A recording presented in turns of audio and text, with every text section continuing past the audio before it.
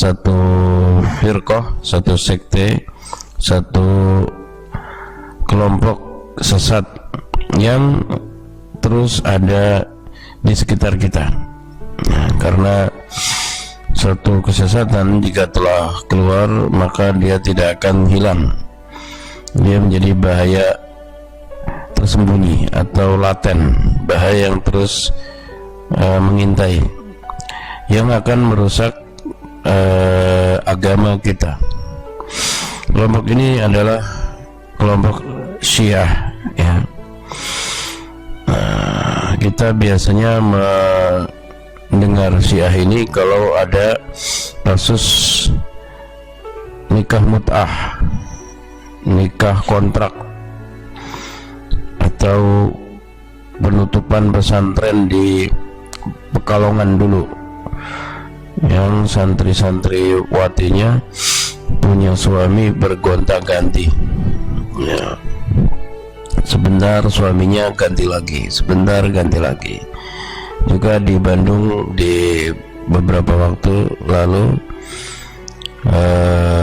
perempuan bercadar namun terkena penyakit kelamin karena terlalu sering gonta-ganti suami. Demikian juga menurut kesaksian sejumlah pihak di Jakarta ini juga banyak, ya, dan mereka juga sudah mempraktekkan nikah mut'ah atau kawin kontrak. Kelompok Syiah ini adalah kelompok sesat yang sangat tua, mungkin termasuk yang pertama kali muncul. Wa hadhil firqa zaharat karidati fi'lin li mawqifil khawarij min Ali bin Abi Thalib. Jadi kelompok Syiah ini muncul sebagai reaksi terhadap munculnya kelompok Khawarij, di mana kelompok Khawarij menghukumi Ali bin Abi Thalib sebagai taghut, karena Ali bin Abi Thalib tidak mau menegakkan hukum qisas kepada para pembunuh Utsman. Ya, karena tidak mau menegakkan atau menerapkan hukum Islam qisas, maka Ali bin Abi Thalib disebut taghut dan mereka berusaha membunuhnya. Ya. Lawan dari aksi ini ada reaksi, yang dimana muncul kelompok yang membela Ali bin Abi Thalib radhiyallahu anhu dan menganggapnya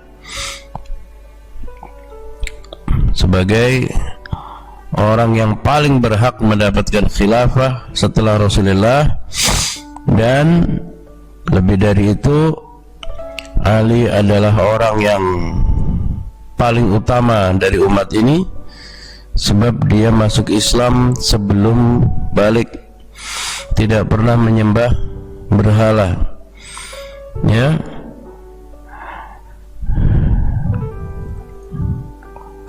Bahkan sebagian mereka dulu naik lagi kepada keyakinan bahwa Ali lah yang semestinya menjadi nabi. Makanya kalau kita lihat orang-orang Syiah di Timur Tengah, kalau sholat selesai salam, assalamualaikum warahmatullahi wabarakatuh, mereka menepukkan tangannya di paha 3 kali sambil mengucapkan Jibril khain, Jibril khain, Jibril khain. Jibril berkhianat, Jibril berkhianat, Jibril berkhianat. Karena semestinya amanah kenabian yang dibawakan Jibril untuk Ali namun diberikan kepada Muhammad sallallahu alaihi wasallam. Ini tentunya keyakinan yang jauh sekali dari kebenaran, ya, karena Allah Ta'ala sifati Jibril sebagai Al-Amin, wa innahu laqawlu rasulin amin, dan sungguhnya Al-Quran ini adalah ucapan Rasul yang amanah, yaitu Jibril.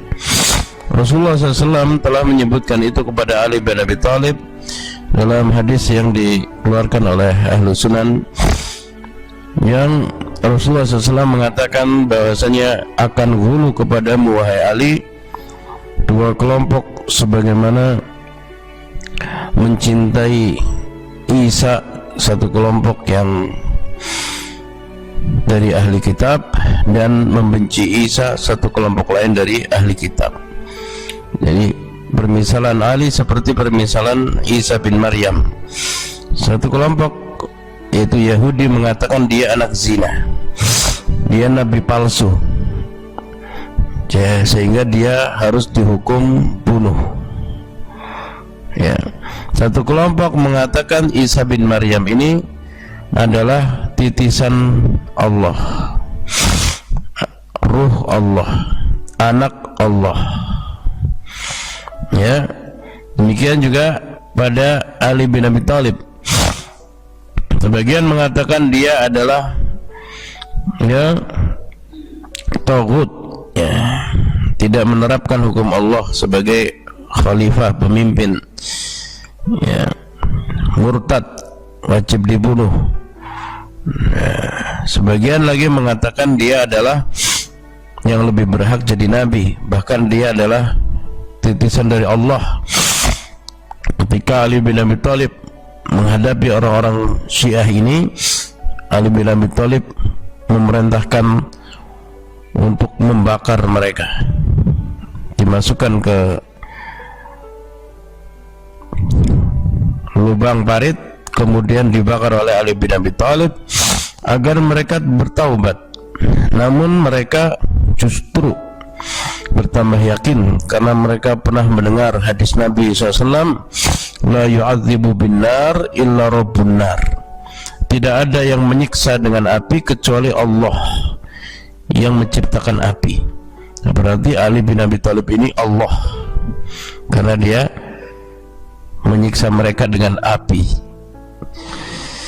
Ya, walaupun ini ditolak oleh Ibnu Abbas perbuatan itu, perbuatan Ali bin Abi Thalib membakar mereka. Namun Ali bin Abi Thalib juga berdalil bahwasanya Rasulullah SAW pernah berniat untuk membakar orang-orang yang meninggalkan sholat jamaah dan rumah mereka sekalian. Jamaah rahimakumullah, sehingga posisi Khawarij itu berseberangan dengan Syiah ini. Kalau Khawarij mematikan akal sehat, orang-orang Syiah ini cenderung Mu'tazilah, menuhankan akal, bahwasanya agama adalah maslahat, apa yang baik maka itulah yang disyariatkan. Haitsu kaffaruhu wa harabuhu summa qtaluhu radhiyallahu anhu mimma kana lahu akbarul athar fi dhuhuri hadhil firqah allati syaya'athu wa nasarathu wa ahla baitihi. Di mana orang-orang Khawarij itu mengkafirkan Ali bin Abi Thalib, memeranginya, bahkan menculiknya, kemudian membunuhnya. Ini memiliki pengaruh yang sangat besar dalam munculnya kelompok yang kedua setelah Khawarij, yaitu Syiah, yang mendukung Ali, menolong Ali dan ahli baitnya. Summa tatawwarat hadhil munasara ila al-qalbi imamatihi, kemudian berkembanglah menjadi keyakinan bahwa beliaulah yang punya hak imamah. Disebut peristiwa Ghadir Khum. Ini setiap tahun mereka peringati. Saya pernah ikut sekali acara Ghadir Khum waktu saya awal kuliah di Jakarta. Saya ingin tahu, ada di depan kampus saya, seberang kampus saya ada acara Ghadir Khum. Pas saya masuk ke situ, di situ semacam tablik akbar. Di terasnya banyak yang jual buku. Saya baca judulnya Abu Hurairah, pendusta pertama dalam Islam, judulnya, dan seterusnya. ya, ontologi Islam dan seterusnya. Banyak sekali ya buku-buku mereka sudah diterbitkan dan beredar. Bahkan kalau kita ke toko-toko buku di Jakarta ini ya, banyak buku-buku mereka sudah beredar ya. Yang kita mengenal ada 4 mazhab fikih, mereka masukkan mazhab kelima, mazhab Syiah ya. Nah, saya masuk situ, saya saksikan sendiri bagaimana mereka sholat maghrib dan isya di jamak, karena mereka selalu sholat maghrib dan isya di jamak, digabung ya. Sholat dengan menggunakan turbah Karbala, itu tanah yang dibentuk segi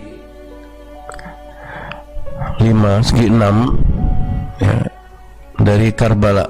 Mereka membawakan hadis-hadis palsu keutamaan sujud di tanah Karbala ya, lalu mereka bagi-bagi tanahnya itu ya, diperjualbelikan dan dibagikan gratis. Saya dapat 2 ya, dulu saya simpan. Nah, sholat mereka juga beda dengan kita dari kaifiyahnya ya, tidak ada qobat, tidak ada sedekap ya. Kemudian semua bacaan imam itu keras dengan menggunakan pengeras suara sampai bacaan ruku dan sujudnya ya. Kemudian berdiri rakaat terakhir mereka berdoa melaknat Abu Bakar dan Umar dan Aisyah. Nah, ini acara itu yang saya sempat hadiri ya. Nah, mereka ini kenapa terus berkembang? Karena mereka didukung oleh dana pemerintah Iran yang kuat ya, sehingga lulusan-lulusan dari sana Iran itu tidak dibiarkan dakwah sendiri, Pak, tapi dikasih tugas ya, kasih gaji ya, dan ditempatkan ya dalam tugasnya itu. Nah,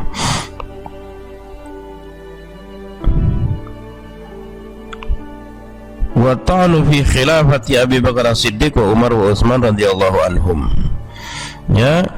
Ini terus berkembang keyakinan mereka, apalagi ada hadis sahih yang kita juga tahu bahwasanya dalam sebuah peperangan Rasulullah SAW mengatakan, aku akan memberikan panji pasukan ini kepada seorang yang mencintai Allah dan Rasulnya, dicintai oleh Allah dan Rasulnya. Allah akan beri kemenangan melalui tangannya ya. Dan seluruh sahabat malam itu semuanya berangan-angan dialah yang mendapatkan royah atau panji itu, bukan karena mereka ingin jadi pemimpin, karena mereka semua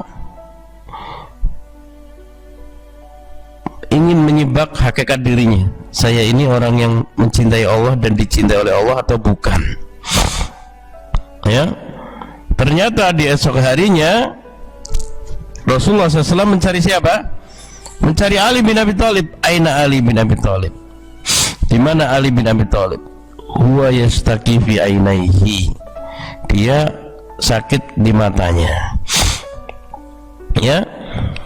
Lalu Rasulullah memerintahkan untuk dipanggil dan mendoakan matanya, dan sembuh seketika.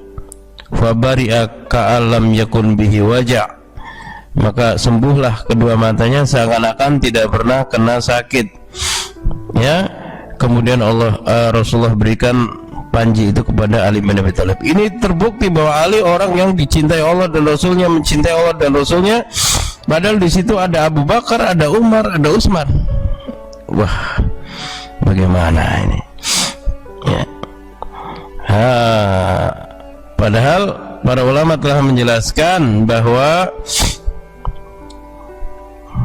hadis Nabi itu tidak dipahami bahwa selain Ali berarti tidak mencintai Allah dan Rasulnya, tidak dicintai Allah dan Rasulnya.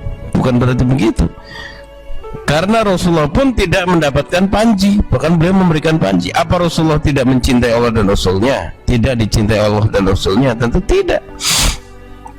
Namun diberikan tugas ini kepada Abi Thalib, mengingat kemampuan beliau dalam berperang dan berstrategi dan memimpin, dan usia beliau yang relatif lebih muda dibanding Abu Bakar, Umar, dan Utsman, ya. Namun pemahaman yang salah kepada hadis-hadis ini yang didukung oleh kecintaan yang berlebihan. Makanya syiar mereka ad-din wal hub, agama adalah cinta. Ya, kalau sudah cinta kepada Ali dan Ahlul Bait, maka apapun dari dalil dipahami untuk mendukung dasar itu. Ya, kita juga cinta kepada Ali bin Abi Thalib dan Ahlul Bait. Namun hadis-hadis, dalil-dalil ayat Al-Quran dan hadis Nabi kita tempatkan sesuai dengan proporsinya, tempatnya, ya.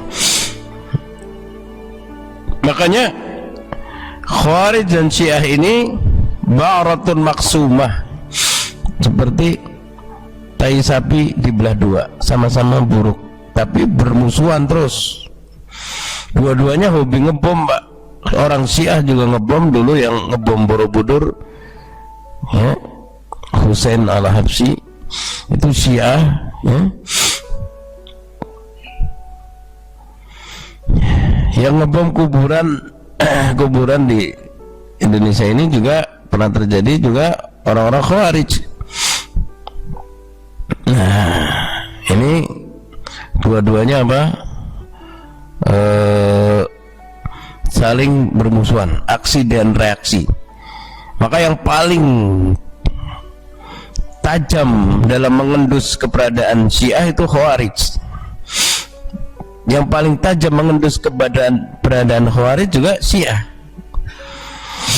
Ya, tapi dua-duanya ini tidak akan menjadi kelompok mayoritas di kaum muslimin, tidak. Karena orang Khawarij itu mematikan akal. Orang nggak bisa beragama kok akal nggak boleh dipakai sama sekali, nggak bisa, nggak menerima manusia bahwa agama itu tidak boleh memakai akal sama sekali. Akal tetap diberikan proporsinya, ya, digunakan dalam memahami syariat, ya. Demikian juga orang Syiah ini tidak akan jadi mayoritas mereka, karena orang pun merasa apa? Bagaimana mungkin kita bisa menerima seorang boleh menikah bergonta-ganti, atau keyakinan, ya, Al-Quran yang kita miliki ini tidak sempurna, masih ada yang tersembunyi, ya. Kalau orang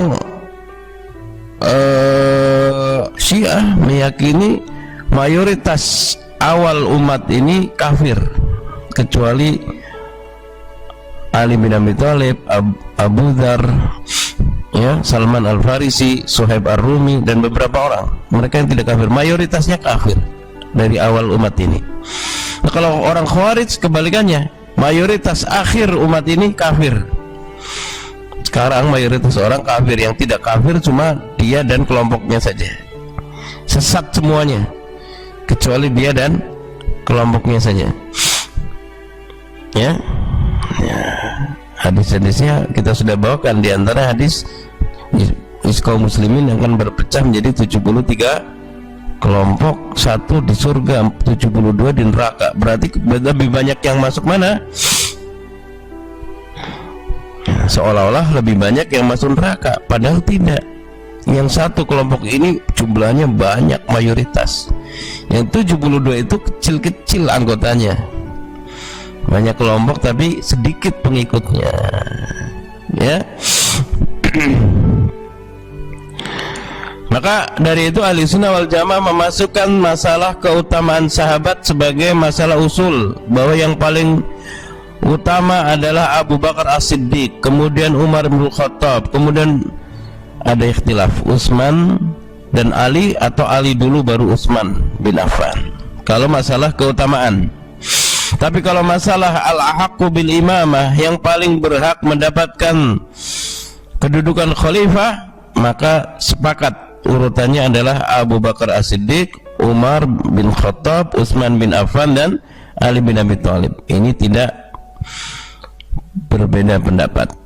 Yang bedakan antara tertib siapa yang paling berhak mendapatkan khilafah dan keutamaan. Kalau dalam masalah keutamaan ada khilaf, apakah Ali lebih utama dari Utsman atau Utsman lebih utama dari Ali bin Abi Thalib radhiyallahu anhu. Wa yutlaqu alaihimul imamiyah li'anna al-imamata hiya abrazu qadayahum wa sammuhu bisnal asyariyah li'annahum yaquluna bi imamati 12 imaman min ahlil bait. Kelompok Syiah ini juga dikenal dengan nama imamiyah karena doktrin imamah itu menjadi doktrin yang paling asasi, yang paling penting, paling urgen, yang tidak bisa ditawar, ya. Dan mereka disebut juga kelompok Isna Asyariyah, kelompok imam 12, karena mereka punya 12 imam dari Ahlul Bait yang mereka yakini sebagai imam mereka. Yang pertama adalah Ali bin Abi Thalib tentunya, atau mereka menyebutnya Al-Murtada. Kemudian yang kedua Al-Hasan bin Ali, mereka sebut Al-Mustaba, yang terpilih. Al-Murtada yang diridhai, Al-Mustaba yang terpilih. Yang ketiga adalah Al-Husain, adiknya Hasan bin Ali, yaitu Al-Husain bin Ali yang dilaqabi dengan Asy-Syahid. Jadi dalam, saya baca dalam Syiar A'lamin Nubala, Imam Zahabi ketika menyebutkan tentang Al-Husain ini, ada hadis-hadis Rasulullah SAW melihat cucunya Al-Husain ini, ya, kemudian beliau mengatakan Karbala karbun wa bala, tanah Karbala tanah musibah dan ujian. Ya, Rasulullah sudah diberitahu oleh Allah apa yang akan menimpa cucunya Al-Husain. Kemudian beliau juga melihat pada cucunya Al-Hasan dan beliau mengatakan, inna ibni hadza sayyid sayuslihullahu bihi baina ta'ifatainil azimataini minal mu'minin. Sesungguhnya cucuku ini, Al-Hasan ini adalah sayyid, pemimpin, dan Allah akan damaikan di antara dua kelompok besar dari kaum mukminin dengan sebabnya. Ya. Ternyata setelah Ali bin Abi Thalib, kepemimpinan sempat dipegang oleh Al-Hasan bin Ali bin Abi Thalib. Namun karena Muawiyah menolaknya, maka hanya bertahan 4 bulan. Ali bin Abi Thalib lalu Al-Hasan bin Ali lalu mengundurkan diri, tanazal. Dan dengan itu terciptalah apa yang Rasulullah sebut tadi. Dia mendamaikan di antara dua kelompok besar dari kaum mukminin yang berperang saat itu. Ya, adapun adiknya Al-Husain, maka dia mendapatkan surat-surat yang banyak dari Kufah, dari penduduk Kufah, meminta kedatangan Al-Husain ini kepada mereka, dan mereka berjanji akan membaiatnya menjadi khalifah dan akan mendukungnya, ya.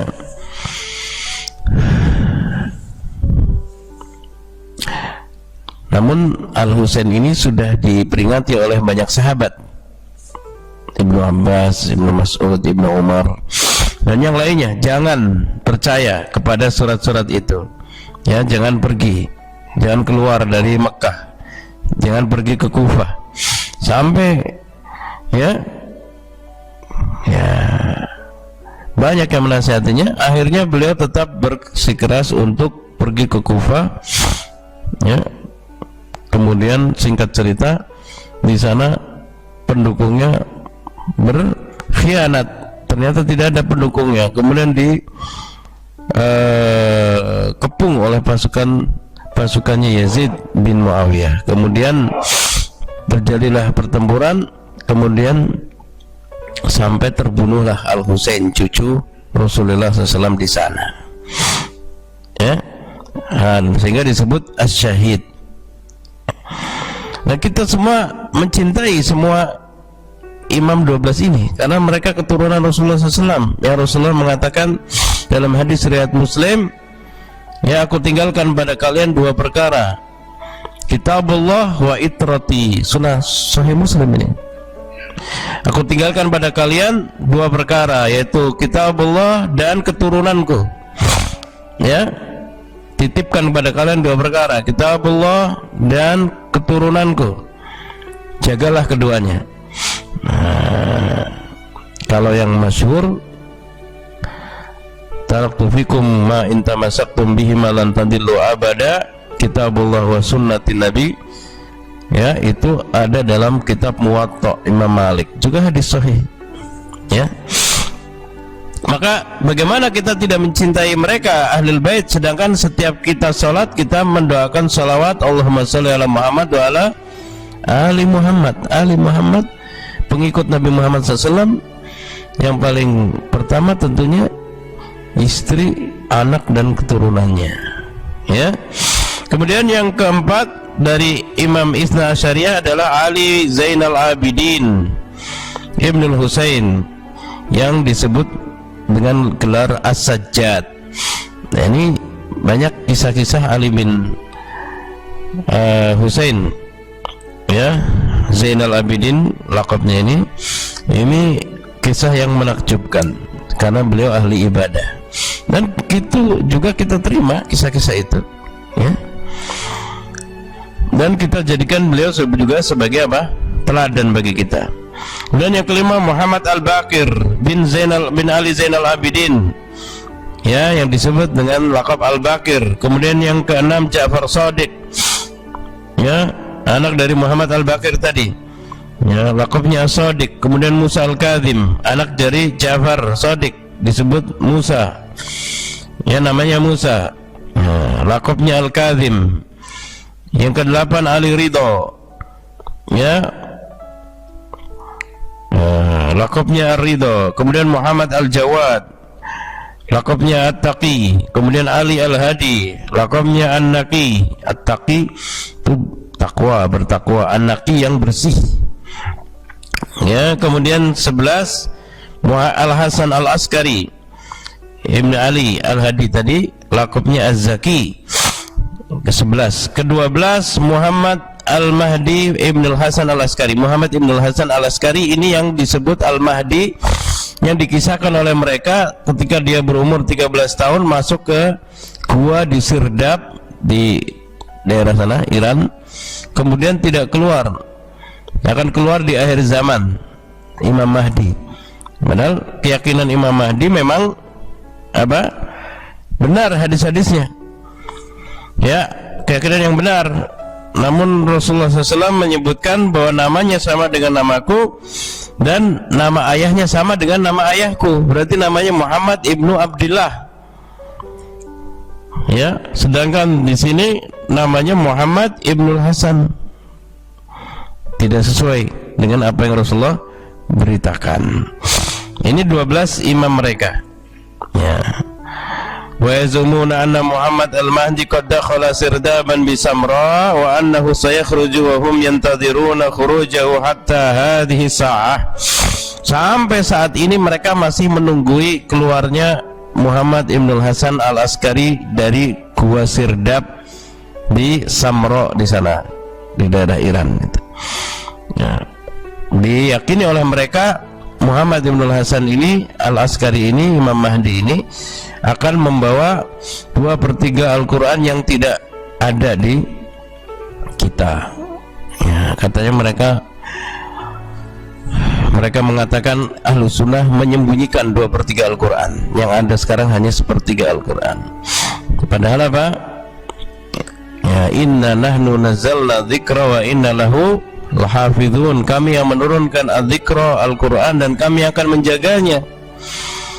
Tidak bisa dirubah, tidak bisa disembunyikan, tidak bisa ditambah. Ya, ini keyakinan kita. Karena itu mereka lalu dari paham doktrin imamiyah atau imamah itu berefek kepada doktrin-doktrin lainnya. Ya, ya, sehingga usul atau hal-hal pokok dari ajaran orang Syiah itu, yang pertama adalah imamah. Ini pokok yang paling besar, ya. Wallati tahtalu juz'an kabiran min ihtimamatihim wa yarawna annaha la takunu illa bin nasil jali wa annahu la yumkinu an yufariqa nabi sallallahu al-hayata duna an yu'ayyina imaman yarji'u ilaihi nas. Kata mereka, tidak mungkin Rasulullah SAW meninggal sebelum menunjuk seseorang untuk menggantikan beliau menjadi pemimpin. Karena ketika Rasulullah meninggal itu hari apa? Senin. Beliau dikubur hari apa? Hari Rabu. Kenapa sempat ada 2 hari? Itu karena para sahabat bermusyawarah di Saqifah Bani Sa'idah. Para sahabat bermusyawarah siapa yang menjadi pemimpin setelah Rasulullah meninggal, ya. Nah, antara Ansor dan Muhajirin, sampai dibawakan kepada mereka hadis al-a'immatu min Quraisy. Imam itu, pemimpin itu dari Quraisy, ya. Juga bawakan hadis, ya, al-a'immah min Quraisy wal wuzara, ya, minal Ansor, dan menteri-menterinya dari Ansor, wakil-wakilnya dari Ansor, ya. Dan hadis-hadis yang lain. Kemudian dipersaksikan hadis-hadis itu benar dari Rasulullah, maka diangkatlah Abu Bakar As-Siddiq menjadi pemimpin. Ini dengan kesepakatan kaum muslimin saat itu, ya. Nah, orang-orang Syiah mengatakan, lihat, ketika Rasulullah sedang, ya, telah meninggal, apa yang dilakukan para sahabat mereka? Justru ribut memperebutkan kepemimpinan dan tidak mengurusi jenazah Rasulullah. Hanya Ali bin Abi Thalib yang mengurusi jenazahnya. Nah, ini fitnah. Karena apa? Karena Rasulullah SAW, ya, diurusi jenazahnya oleh Ali bin Abi Thalib. Karena siapa? Karena Fatimah, anak kesayangan Rasulullah SAW, adalah istri dari Ali bin Abi Thalib, sehingga pantaslah anaknya dan menantunya yang mengurusi jenazahnya dan keluarganya. Istri-istri Rasulullah SAW ada di situ. Dan kita bisa bayangkan betapa banyak orang mendatangi rumah Rasulullah untuk mensolatinya, karena Rasulullah disolatkan, ya, oleh mereka tidak berjamaah, satu persatu orang datang bergantian, tentu penuh sesak rumah beliau, ya, sehingga orang mau dikuburkan, orang menahan, jangan, kami mau sholat dulu, ini mau sholat dulu, terus begitu, ya. Dan keadaan waktu itu genting, ketika seorang pemimpin itu meninggal harus segera ada penggantinya, kalau tidak bisa, ya, terjadi kekacauan, ya. Dan Rasulullah SAW sudah banyak memberikan isyarat. Ketika ditanya Rasulullah SAW, ya Rasulullah, jika kami mencarimu tidak mendapatimu, siapa yang kami cari? Cari Abu Bakar dan Umar. Juga Rasulullah SAW ketika sakit, beliau menunjuk Mur Abu Bakrin bisolah, merintahkan Abu Bakar untuk sholat dengan manusia, maksudnya jadi imam. Nah, orang-orang mengatakan, Rasulullah, dia kalau jadi imam nggak kedengeran suaranya, yang kedengeran cuma nangis saja. Mur Abu Bakar bisolah, inna mathalukum mathalu ikhwani Yusuf, kata Rasulullah, kalian ini seperti saudara-saudara Yusuf, tidak menerima ketika Yusuf diutamakan dari kalian. Ya, udah perintah Abu Bakar jadi imam. Akhirnya Abu Bakar As-Siddiq radhiyallahu anhu jadi imam. Kata Abu Hurairah radhiyallahu anhu, idza radiya Nabi sallallahu an Abi Bakr lidinina afala nardahu lidunyana. Kata Abu Hurairah, ketika Rasulullah sudah ridha kepada Abu Bakar untuk menjadi imam dalam sholat untuk kita, urusan agama, mengapa kita tidak ridha diatur oleh Abu Bakar untuk urusan dunia? Untuk urusan agama yang lebih penting saja ditunjuk Abu Bakar oleh Rasulullah. Ini secara tidak langsung adalah penunjukan Rasulullah kepada Abu Bakar untuk menjadi pemimpin, karena dalam Islam imam itu pemimpin masyarakat. Ya. Imam masjid adalah pemimpin masyarakat. Ya.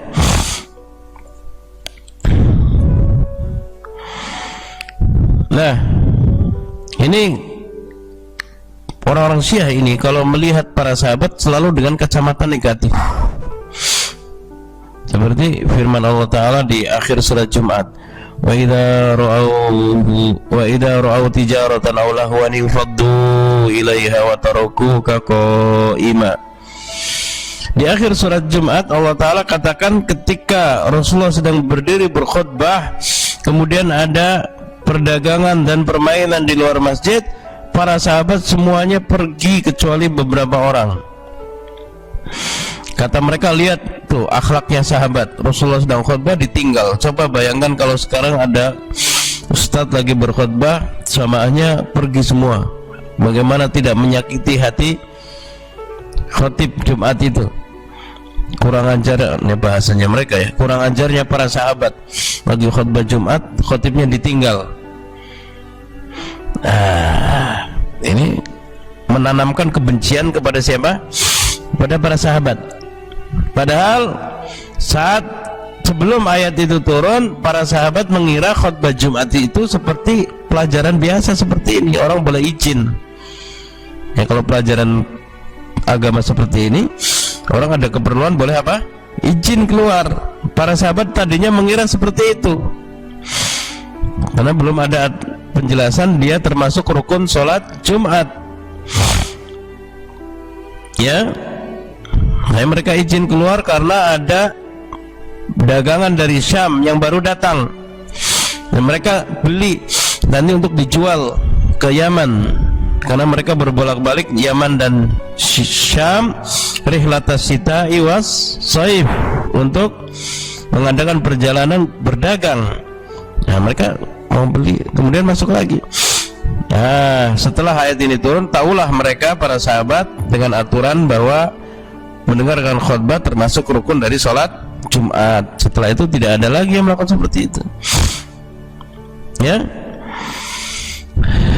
Jadi menurut orang-orang Syiah ini, Rasulullah itu ditetapkan diturunkan atau diutus di Arab karena orang Arab itu orang paling jahat di atas muka bumi. Dan yang paling jahatnya dari orang Arab adalah sahabat-sahabat Nabi. Dan beliau disuruh mengatasi itu. Rasulullah SAW disuruh mengatasi itu. Kalau menurut kita ahli sunnah wal jamaah, dan ini yang benar, tidak seperti itu.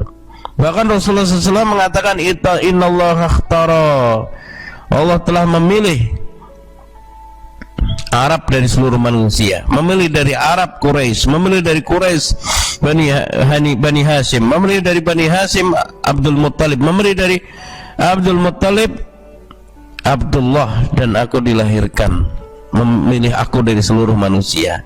Jadi orang Arab itu sudah dipilih oleh Allah. Mereka paling bagus dalam mengemban syariat dakwah, dalam berdakwah. Ini orang Arab itu berpencar ke seluruh dunia, berdiaspora istilahnya. Dan mereka itu apa? Kalau bicara meyakinkan orang Arab itu. Makanya mereka paling cocok diberi amanah untuk mengemban risalah. Ibnu Mas'ud radhiyallahu anhu memberikan penjelasan kepada kita bahasanya Allah, innallaha nadhara ila qulubil ibad, melihat kepada seluruh hati manusia, lalu dia dapati hatinya Muhammad SAW khairu qulubil ibad, sebaik-baik hatinya hamba, dijadikanlah dia menjadi Nabi dan Rasul terakhir. Kemudian Allah melihat kepada hati-hati seluruh manusia, mendapati hatinya para sahabat itu hati-hati terbaik, dijadilah mereka menjadi sahabat bagi Nabi yang terakhir itu. Nah, kalau kita meyakini sahabat itu adalah orang-orang terbaik justru, ya, karena almaru ala dinil khalili, seorang itu dipengaruhi oleh agama temannya. Orang baik akan bergaul dengan orang baik. Rasulullah itu orang yang paling baik tentu yang mendekati beliau orang-orang baik.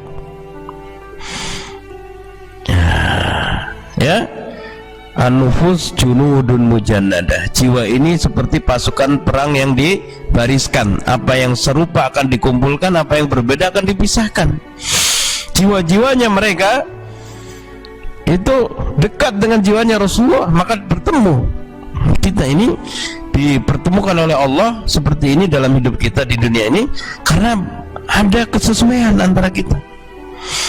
Ya, sama-sama tinggal di Jakarta dan sekitarnya, sama-sama ingin belajar agama, sama-sama muslim, sama-sama, dan seterusnya. Jadi semakin banyak kesesuaian, itulah menjadikan mereka berjumpa, bertemu. Nah ini sehingga orang-orang Syiah itu punya syiar, akhadna ad-dina min khairin nabi wa akhadna al-majda min khairi abi. Kami mendapatkan agama dari sebaik-baik nabi, kami mendapatkan al-majda, keagungan, dari sebaik-baik abi, sebaik-baik ayah. Mereka merasa nasab mereka terbaik. Jadi nabi mereka terbaik yaitu Nabi Muhammad, tapi nasab mereka, nasab orang Iran itu terbaik. Ya, jadi mereka akhirnya membenci agama Arab. Orang-orang Iran ini membenci agama Arab. Mereka mau Islam tapi jangan Islam Arab. Ini orang-orang Syiah begitu, Pak. Islam tapi jangan Islam Arab. Padahal Islam ini bukan agama untuk orang Arab. Ya, Islam ini apa? Agama langit untuk seluruh manusia. Ya.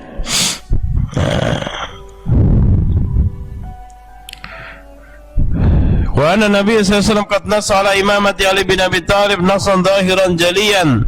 Kata orang-orang Syiah itu, Nabi telah menegaskan ya kepemimpinannya Ali bin Abi Thalib dengan nas yang zahir yang jelas, seperti pada peristiwa peperangan tadi Rasulullah berikan royah kepada Ali bin Abi Thalib, padahal itu khusus untuk peristiwa itu. Qadir Khum yang Rasulullah mengatakan man kuntu maulahu fa aliyun maulah, siapa yang aku pemimpinnya maka Ali bin Abi Thalib adalah pemimpinnya. Hadis ini cacat secara sanad, kemudian secara matan pun tidak bermakna kepemimpinan, karena maula maknanya banyak. Ya. Siapa yang mencintaiku maka dia harus mencintai Ali bin Abi Thalib. Ya. Dan Ali bin Abi Thalib memang pemimpin kita setelah Abu Bakar, Umar, Utsman radhiyallahu anhum. Ya. Nah kalau mereka ini makanya cirinya orang Syiah itu, mereka kalau nulis, kalau kita kan sallallahu alaihi wasallam atau disingkat SAW, sallallahu alaihi wasallam. Ya, kalau mereka nulisnya SAWW, sallallahu alaihi, ya, sallallahu alaihi wa ala alihi wasallam. Ya. Sallallahu alaihi, w-nya wa ala alihi wasallam. Nah, ini orang-orang Syiah. Nah, saya pernah ketemu orang Syiah, Pak. Dia jadi imam di satu masjid di Jakarta ini, di salah satu pasar terkenal di Jakarta ini. Dia mengatakan, ya Umar bin Khattab itu kafir, Ustaz. Bilang ke saya, kenapa kafir? Karena dia menyalahkan Rasulullah. Orang menyalahkan Rasulullah itu kafir. Kapan menyalahkan Rasulullah? Ketika Rasulullah mensolati Abdullah bin Ubay, maka Umar bin Khattab menyalahkan Rasulullah, mengatakan dia kan begini-begini, dia kan pemimpin munafikin begini-begini. Nah, menyalahkan Rasulullah itu salah, kufur, murtad. Ini so pinter nih ya, Umar bin Khattab. Nah, padahal Umar bin Khattab menyatakan demikian, mengingatkan Rasulullah SAW dan menunggu turunnya apa? Wahyu jangan mensolati dia, solati Abdullah bin Ubay. Karena Umar bin Khattab tahu kalau Rasulullah mau melakukan sesuatu dan keliru, pasti Allah akan apa? Turunkan peringatan. Seperti abasa wa tawalla, afallahu anka lima adin talahum. Ya, semoga Allah maafkanmu, kenapa engkau izinkan mereka tidak ikut jihad. Ya, Rasulullah kan keliru di situ. Ya, sebagai istihadnya beliau pribadi. Ijtihad pribadi, bukan menyampaikan apa yang dari Allah. Kalau yang menyampaikan apa yang dari Allah pasti benar, tidak ada kelirunya. Ya. Kemudian doktrin mereka setelah imamah adalah al-ismah. Bahasanya annal a'immata ma'sumun anil khata wa nisyan wa an iqtirafil kabair wa shaghair. Imam mereka yang 12 ini, makanya mereka sekarang meyakini imam mereka itu adalah Al-Mahdi Muhammad Ibnul Hasan Al-Askari tadi. Maka mereka tidak mengakui semua pemerintahan yang memerintah kaum muslimin di dunia ini. Enggak mengakui, Mbak. Bahkan mereka mewajibkan memberontak. Sama Syiah dan Khawarij sama, mewajibkan apa? Memberontak. Tapi dasarnya pemberontakan itu beda. Kalau Syiah karena meyakini imam yang sah sekarang adalah Muhammad bin Hasan Al-Askari. Semua yang menganggap dirinya pemimpin pemerintah, maka dia wajib dibunuh, karena Rasulullah mengatakan jika dibaiat imam kedua imam, maka yang kedua harus dipenggal kepalanya. Kalau orang Khawarij mewajibkan memberontak karena apa? Karena secara mutlak menghukumi pemerintah yang tidak memakai hukum Islam itu murtad, taghut, harus dibunuh. Jadi dua-duanya mewajibkan memberontak, tapi bukan sumber, bukan asal, tapi kewajiban memberontak itu ekses, ekor dari keyakinan mereka. Paham ya? Ya, bukan awal. Nah, mereka juga meyakini imam yang 12 itu semuanya maksum, tidak bisa salah, tidak bisa keliru. Apapun yang mereka lakukan maksum mereka. Nah, makanya ini dibantah dengan fakta Al-Hasan bin Ali bin Abi Thalib apa? Mengundurkan diri, memberikan kepemimpinan kepada Muawiyah. Kalau kalian meyakini Al-Hasan bin Ali ini cucu Rasulullah ini maksum, dia memberikan kepemimpinan kepada Muawiyah, berarti Muawiyah memang berhak menjadi pemimpin, dan itu membatalkan keyakinan kalian. Kalau Muawiyah tidak berhak, berarti Al-Hasan bin Ali ini nggak maksum, dan itu batal juga keyakinan kalian. Dari dua sisi, dua-duanya membatalkan keyakinan mereka. Ya, nah, ini kita ahli sunnah meyakini yang maksum hanya Rasulullah Sallallahu Alaihi Wasallam. Kalau mau ditambah satu lagi yang maksum apa? Ijma'ul ummah. Rasulullah mengatakan la tajtami ummati ala dhalalah. Umatku tidak akan bersepakat di atas kesesatan. Jadi kesepakatan umat tidaklah kesesatan, pastilah kebenaran. Maksum. Kalau para sahabat kulluhum udul, semuanya adil. Maksudnya dalam menyampaikan berita dari agama ini, bukan dia tidak punya dosa. Para sahabat punya dosa, punya kesalahan. Ya, cuman kesalahan yang mereka lakukan sedikit sekali dibanding jasa mereka kepada Islam dan kaum muslimin.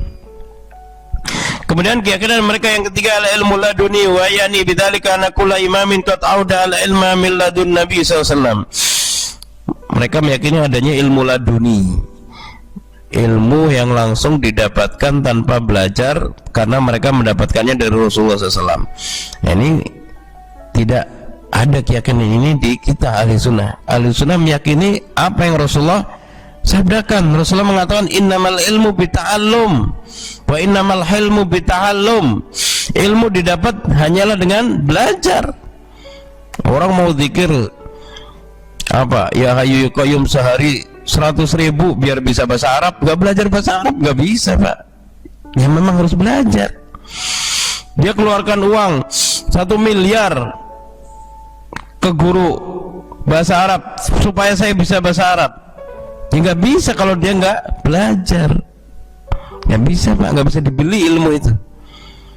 Ilmu itu harus kita mau menghafal dan memahami, baru masuk ke badan kita ilmu itu, ya, ilmu agama ini. Nah, wa innamal hilmu bitahallum, dan Rasulullah juga mengatakan al-hilmu, sopan santun itu bitahallum, dengan berlatih beradab. Nah, ya.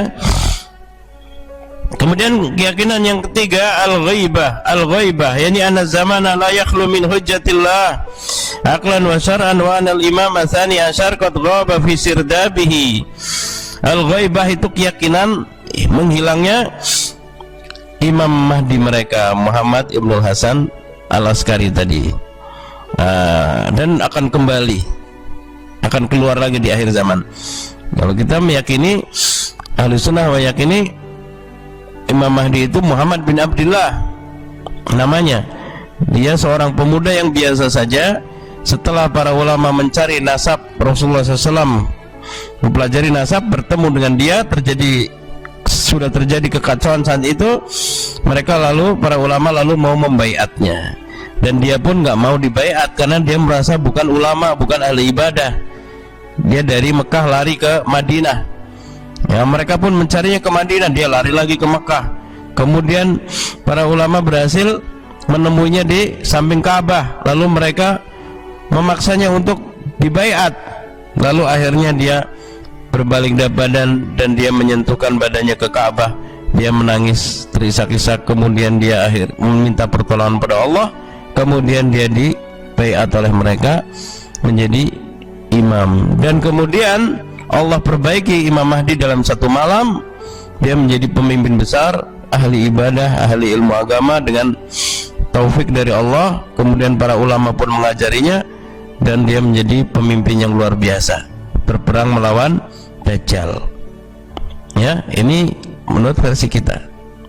Jadi ciri Imam Mahdi, dia tidak meyakini dirinya Imam Mahdi. Jadi kalau ada orang mendeklarasikan dirinya saya Imam Mahdi, berarti bukan. Karena ciri Imam Mahdi, dia tidak tahu dirinya Imam Mahdi, tapi nasabnya tersambung pada Rasulullah, namanya Muhammad bin Abdullah. Jangankan Imam Mahdi, Rasulullah SAW saja waktu kecil nggak tahu dirinya mau jadi nabi, nggak ada cita-cita jadi nabi. Ma kunta tadri mal kitab walal iman. Engkau tadinya tidak tahu apa itu iman, apa itu kitab, ya. Ma kunta tarju an yulqa ilaikal kitab. Engkau tadinya tidak pernah berharap diberikan kitab padamu, ya. Kemudian yang kelima ar-raj'ah, haitsu yataqiduna anna al-imam tsani asyar sayaudu fi akhir zaman indama ya'dana Allah lahu bil khuruj.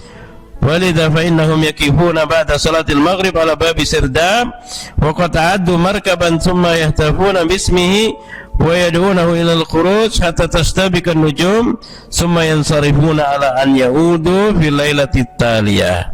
Keyakinan raja'ah, keyakinan bahwasanya Imam Mahdi mereka itu akan kembali lagi di akhir zaman. Makanya mereka setiap badal, ya, maghrib, ya, pada sholatul maghrib mereka berdiri di pintu gua Sirdam, ya, kemudian memanggil-manggilnya agar keluar.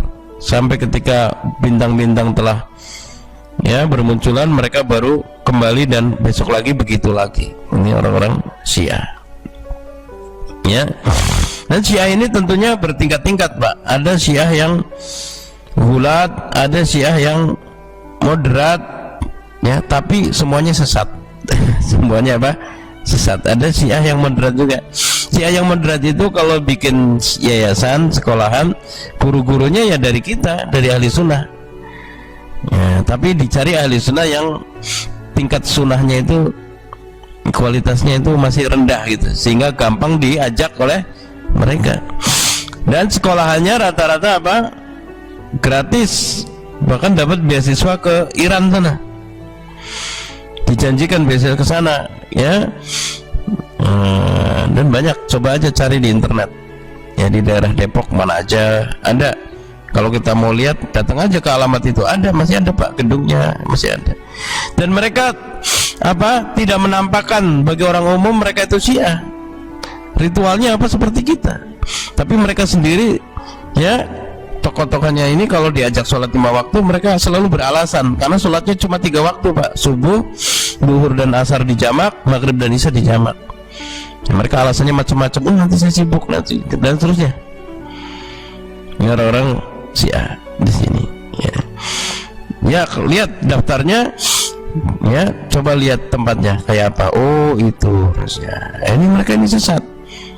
Namun karena duitnya banyak, ya mau dilarang susah Pak. Duitnya banyak.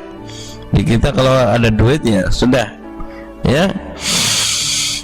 Jangankan itu LDII, apa itu? Islam Jamaah, kan sudah ada keputusan bahwa dia sesat. Sudah dari Mahkamah Agung, Pak. Ya. Tetap aja ada di mana-mana kita lihat, ya kan?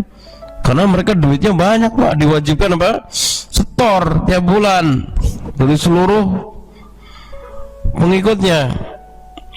Ya, banyak duitnya. Bahkan banyak yang bergabung dengan mereka juga karena uang, urusan duit, urusan usaha. Demikian juga orang Syiah ini, banyak yang bergabung karena urusan apa?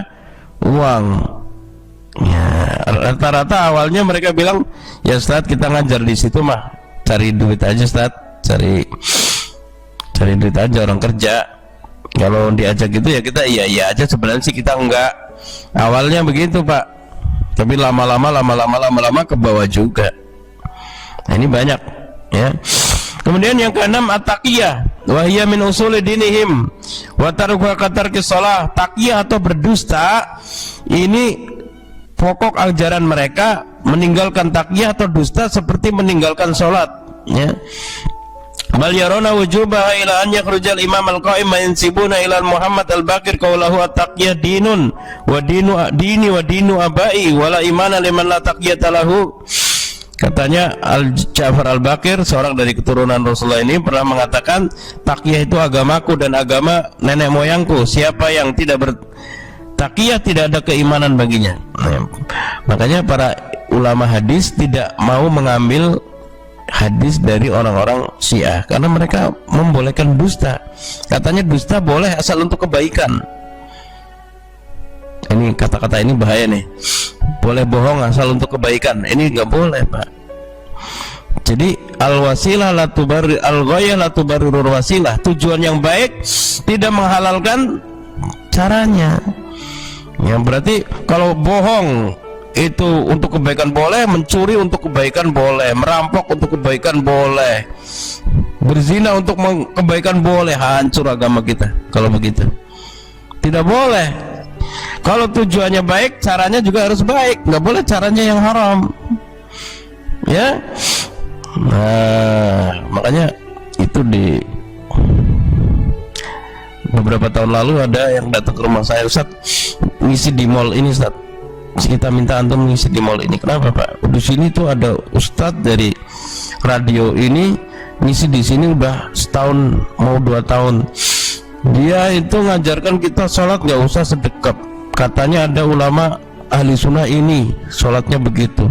Mengajarin akhirnya kita jadi kayak Syiah tapi dasarnya ulama-ulama ahli sunnah. Ya nggak bisa dipercaya Pak omongan dia. Karena mereka itu apa? Berdusta itu, taqiyah itu pokok agama mereka. Jadi apa? Bisa jadi mereka berdusta. Ini ulama ahli sunnah tidak mengucapkan ini, mereka bilang mengucapkan. Kemudian apa? Di antara ulama mereka juga ada yang nama-namanya sama dengan ulama ahli sunnah. Di kita ada Daruqutni, di sana ada Daruqutni. Di sini kita ada Al-Hakim, di sana ada Al-Hakim. Tapi orangnya beda, namanya doang sama. Bahaya. Bahkan banyak hadis-hadis Rasulullah SAW dicatut oleh mereka, dinisbatkan pada ucapan imam-imam mereka. Padahal itu hadis Nabi. Apa yang kita bilang ini ucapan Nabi, kata mereka bukan ucapan ini. Oh bahaya Pak ini. Taqiyah. Saya punya teman lulusan S2 hadis Pakistan, ya, di daerah Bintaro. Dia menghalangi, pokoknya dari radio ini yang Syiah ini nggak boleh masuk sini. Dia diskusi karena dia pernah di Pakistan lama, udah sering ketemu orang Syiah. Dia diskusi sampai diskusi lama, terakhirnya tokoh-tokoh Syiah itu bilang ke dia, Ustadz, antum nggak lagi bikin pesantren? Ya, tulis saja proposal, berapa M juga kita kasih, kita siapkan dananya, udah nggak usah debat lah, kita bantu aja.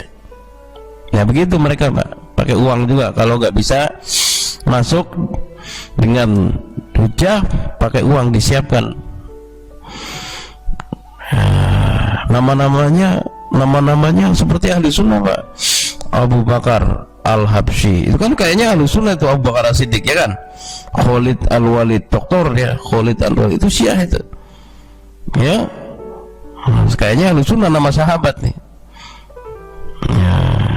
Nah mereka ini ya, dan yang semisalnya sering mengatakan hadis diterima kalau tidak bertentangan dengan Quran. Kalau hadis bertentangan dengan Quran ditolak, wajib ditolak. Ini sesat, menyesatkan omongan begini. Karena hadis Nabi yang sahih tidak mungkin bertentangan dengan Al-Quran, karena Rasulullah tidak mungkin menentang Al-Quran, karena Rasulullah adalah Al-Quran berjalan, karena khuluquhul Quran. Mana mungkin Rasulullah menentang Al-Quran Pak? Kalau menentang Al-Quran kan kafir. Masa Rasulullah kafir? Nggak mungkin dong. Maka nggak mungkin hadis itu ada yang bertentangan dengan Al-Quran. Nggak mungkin. Karena nggak mungkin Rasulullah menentang Al-Quran. Nah inilah ya, seakan-akan kalau sekilas kita dengar, oh bagus tuh ya, benar tuh, bahwa hadis kalau bertentangan dengan Quran juga harus ditolak, seolah-olah benar Pak. Padahal itu sesat, menyesatkan itu. Nggak mungkin Quran hadis menentang Al-Quran, karena nggak mungkin Rasulullah itu menentang Al-Quran. Hadis itu kan dari Rasulullah. Nah ini ya mereka. Kemudian yang ketujuh, ya taqiduna anna ladaihi mushafun yusammuna mushaf Fatimah. Mereka meyakini punya mushaf sendiri namanya mushaf Fatimah, yang mereka dikatakan Quran yang dibaca oleh kaum muslimin sekarang ya itu tidak ada satupun yang ada di Quran Fatimah itu. Di Quran Fatimah semuanya bawa yang baru yang nggak ada di Quran kalian. Ini disebutkan oleh Al-Kulaini dalam kitab dia Al-Kafi. Kitab Al-Kafi ini seperti Sahih Bukhari dari kita. Jadi kitab yang utama setelah Al-Quran. Makanya saya masuk perpustakaan Syiah itu, yang saya lihat buku-bukunya ya. Kemudian yang ke-8, al-bara'ah min khulafa salasah. Mereka mewajibkan bara'ah dari khulafa salasah, Abu Bakar, Umar dan Utsman. Mewajibkan melaknat mereka, dan bahkan dalam doanya Allahumma al'an, ya Allah laknatlah Abu Bakar dan Umar dan Aisyah. Ya, mereka melaknat para sahabat. Ya, nah, makanya nggak laku sebenarnya ajaran Syiah ini, karena ajaran kebencian pada sahabat. Dengan kita kan diajarkan dari kecil ya, saat tarawih ya, Khalifati Rasulillah Abu Bakar As-Siddiq taradduan radhiyallahu an, ya kan. Kita disuruh mendoakan Abu Bakar, Umar, Utsman, Ali ya. Makanya banyak ditolak, pengikutnya tetap sedikit, tapi biasanya vokal dan menduduki kedudukan penting, karena mereka agen ya penyebaran Syiah dari negara lain, sebuah negara ya. Kemudian yang ke-9, ghulu fi Ali bin Abi Thalib. Mereka ghulu pada Ali bin Abi Thalib, dilukis fotonya ya kan, dilukis gambarnya siapa, Ali bin Abi Thalib, dilukiskan ini Husain, ini Fatimah, seperti seperti Bunda Maria dan Yesus, persis seperti itu. Bahkan kalau di Iran sana digambar juga Rasulullah seperti ini, padahal tidak seperti yang digambarkan dalam hadis-hadis syama'il ya. Dan Rasulullah mengatakan la'anallahul musawwirin, Allah melaknat setiap pelukis yang menggambar. Kalau foto kan bukan menggambar, mengambil gambar, karena dia bayangan diambil, bukan menggambar ya. Nah, mereka mengatakan Jibril salah, mestinya yang diturunkan risalah itu kepada Muhammad. Sebagian mereka mengatakan Jibril berkhianat. Bahkan sebagian mereka mengatakan Ali itu Allah. Ali bin Abi Thalib itu Allah yang mengawasi Rasulullah, mengawasi Muhammad SAW. Nah, ini keyakinan mereka yang sangat jauh dari kebenaran. Kemudian yang ke-10, iqamatul azza wa niyaha wal jaza wa darbul sudur fi yaumi Asyura. Kemudian amal mereka yang sangat terlihat ketika tanggal 10 atau Asyura, 10 Muharram. Nah, mereka buat dulu di Senayan Pak, mereka buat di Jakarta ini berpindah-pindah peringatan ini, peringatan terbunuhnya Al-Husain di Karbala mereka melakukan tadbir. Tadbir itu kepala ini dipedang Pak, dilukai pakai pedang, keluar darahnya. Itu dianggap ibadah karena menganggap dirinya apa? Sedih dengan kematian Al-Husain. Ya, ada yang mukul-mukul, ada yang cambuk-cambuk sampai berdarah-darah, itu banyak di internet kan. Nah, di Jakarta sudah ada yang melakukan tadbir begitu Pak. Dengan aliran sesat sekali, itu merusak badan ya. Nah, mencambuk-cambuk itu kata sebagian ulama adalah hukuman karena mereka menuduh Aisyah berzina. Nah, yang Allah sudah bantah itu dalam surat An-Nur ya. Nah, ketika Aisyah pulang di pagi hari bersama Sofwan bin Mu'attal, karena Aisyah tertinggal dari pasukan, kemudian Sofwan bin Mu'attal ini penyapu pasukan di belakang, kalau ada yang ketinggalan dia yang bawa. Maka dia naikkan Aisyah ke onta dan dia tuntun masuk kota Madinah. Orang-orang munafik mengatakan Aisyah berzina. Ini hadisul ifki, tuduhan keji kepada ibunda kita Aisyah. Yang waktu itu Rasulullah sempat ragu. Beliau mau bilang Aisyah berzina nggak punya dasar, mau bilang nggak berzina juga nggak punya dasar. Diam aja. Sampai turun firman Allah surat An-Nur yang membersihkan nama Aisyah. Ulaika mubarrauna mimma yaqulun. Kata Allah Ta'ala, perempuan yang baik untuk laki-laki yang baik, laki-laki yang baik untuk perempuan yang baik, perempuan yang buruk untuk laki-laki yang buruk, laki-laki yang buruk untuk perempuan yang buruk. Ulaika mubarrauna mimma yaqulun. Rasulullah orang terbaik, pasti istrinya lah yang terbaik. Mereka ini dibersihkan dari apa yang mereka ucapkan, tuduhan yang mereka ucapkan.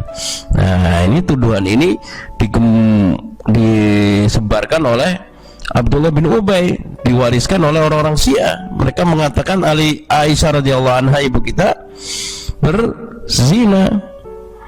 Ya, maka hukuman, kata Allah, walladzina yarmunal muhsanat wa lam ya'tu bi arba'ati syuhada fajliduhum samanina jaldah. Orang-orang yang menuduh perempuan baik-baik berzina tidak punya saksi, cambuklah 80 kali. Ya, dan mereka itu pada waktu Asyura mencambuki dirinya lebih dari 80 kali Pak, berkali-kali. Kata sebagian ulama, ini adalah hikmahnya mereka mendapatkan hukuman karena menuduh Aisyah berzina, tidak punya saksi. Bahkan mereka menuduh Aisyah yang meracun Rasulullah. Coba, Aisyah kata Rasulullah meninggal di pangkuan Rasulullah karena diracun oleh Rasulullah. Na'udzubillah min dzalik, ucapan yang sangat buruk sekali. Karena Rasulullah SAW meninggal karena sakit dari sebab daging yang diracun oleh perempuan di peristiwa Khaybar. Ya, Rasulullah makan sedikit, kemudian yang lain dimuntahkan. Beberapa sahabat ada yang meninggal. Nah, setelah itu berlangsung waktu lama, kambuh Rasulullah dari sebab itu, kemudian sakit parah dan meninggal. Bukan karena diracun oleh Aisyah radhiyallahu anha, nggak mungkin. Ya, Rasulullah kok di sekelilingnya orang-orang jahat semua? Nggak mungkin. Rasulullah orang baik, sekelilingnya tentu orang-orang yang baik. Ya, wallahu a'lam bishawab. Ini sedikit sekelumit ya tentang ajaran orang-orang Syiah. Maka kita itu kalau mau menyekolahkan anak, ini hati-hati Pak, ya, jangan sampai ditempatkan di aliran sesat itu. Tahu-tahu dia anak perempuan hamil, tahu-tahu, ya. Ini seperti kejadian sekarang di Bandung ini kan, tetangganya bilang itu Syiah Pak. Ya, tetangganya, kalau dalam Islam ini kan kita mengenal orang dengan 3 ro, ya, safar, dinar, dan jar. Safar, kalau dengan safar, sufur, terbuka hakikat orang itu seperti apa, kita safar dengan dia. Yang kedua, dinar, dengan uang. Coba kasih uang, dikasih amanah, korupsi apa enggak, ketahuan agama seorang. Yang ketiga adalah roh ketiga jar, tetangganya yang paling tahu dia sholat jamaah enggak, apa di rumah aja, di rumah baca Quran enggak, kan yang paling tahu jar, tetangganya. Kalau saya pribadi lebih percaya dengan persaksian tetangga daripada lembaga-lembaga yang saling bilang, oh dia itu, dia itu, dia itu, dia itu. Ya, nah, buktinya sudah berlangsung berapa lama itu, dari 2000 berapa itu, 16 kan, sampai sekarang kan nggak ada masalah, berarti mereka meyakini itu nggak masalah. Ya, mungkin yang baru ini yang belum tahu ajaran mut'ah dan belum yakin, masih meyakini itu sesat, ya dia nggak nerima. Nah yang dulu-dulu gimana? Ya, kemungkinan besar, ya saya tidak memastikan, kemungkinan besar dia itu pengikut aliran Syiah, dan mereka itu takiyah, biasa pura-pura masuk anggota ormas tertentu, ya. Nah, wallahu alam bishawab. Sampai sini saya kira cukup. Ada yang mau dipertanyakan atau cukup? Cukup ya, saya kira cukup. Mudah-mudahan apa yang kita bahas ini mendapatkan pahala dari sisi Allah Subhanahu wa taala, menambah istiqomah kita di atas Islam dan Sunnah, dan memberikan kepada kita bekal untuk menghadapi kehidupan dunia ini di atas kebenaran dan ketakwaan. Subhanakallahumma bihamdik, asyhadu an la ilaha illa anta, astaghfiruka wa atubu ilaik. Assalamualaikum warahmatullahi wabarakatuh.